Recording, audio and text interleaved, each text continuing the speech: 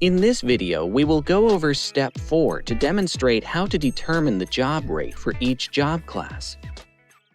Haifa and Lucien, owners of Upcycled Fashion, just finished giving each job class a point value in Step 3.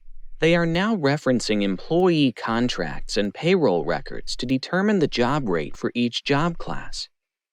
Now we have to input the job rates for each job class. What does job rate mean exactly? Job rate means the highest rate of compensation for any given job class. Compensation includes all payments and benefits such as salary or wages, health insurance, commissions, bonuses, tips, etc. So if we want to figure out the job rate of our full-time sales associate job class, for example, we would need to determine who gets paid the most in combined wages, commissions, and benefits. Then we would have to calculate that as an hourly rate and input that number in the toolkit. Since we don't have a formal compensation framework, we will use the maximum paid to any employee within the job class. If we had a formal compensation framework, such as salary ranges, we would use the maximum of the salary range as the job rate. What is the purpose of doing this? Can't we just input everyone's salary and be done with it?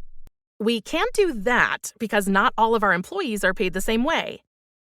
For example, the job class of full-time sales associate gets paid a salary plus commission and benefits, whereas the job class of part-time customer service gets paid an hourly wage plus commission but no benefits. Some of our back office staff, like our accountant, have access to benefits but don't earn commission. Since they are not identical, we need to quantify all these different pay arrangements into one consistent rate so that we can compare all compensation equitably.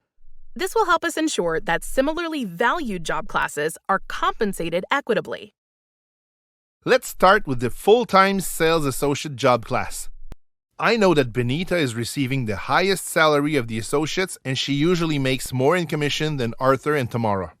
Sounds good. Let's try calculating her job rate. We know that her base salary is $41,000 per year. Do you have an idea how much she is making in commission? She is now averaging $1,000 per month. Can you believe how well she's doing? That's so great! Go Benita! Do you think this is an amount that is achievable by the rest of the full-time sales team?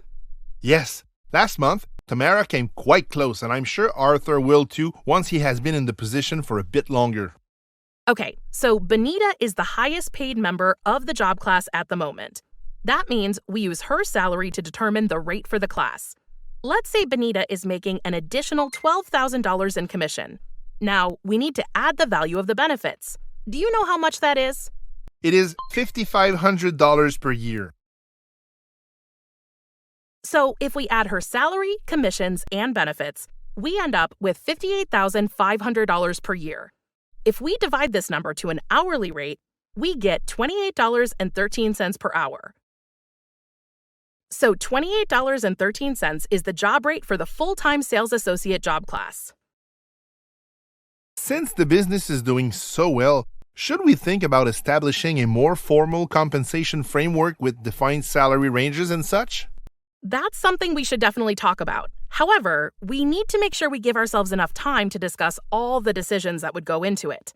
Our pay equity analysis may influence the way we design our formal compensation framework. So we should finish our work in the toolkit first. Agreed. Let's finish calculating the rest of the job rates and discuss that later. This video presents one hypothetical business scenario. It is for information only and is intended to assist employers in complying with the Pay Equity Act. It is not to be construed or considered as legal advice, nor warranted to be complete and accurate, and may be amended without notice. It does not restrict review officers of the Pay Equity Office in their interpretation and determination of matters under the Act.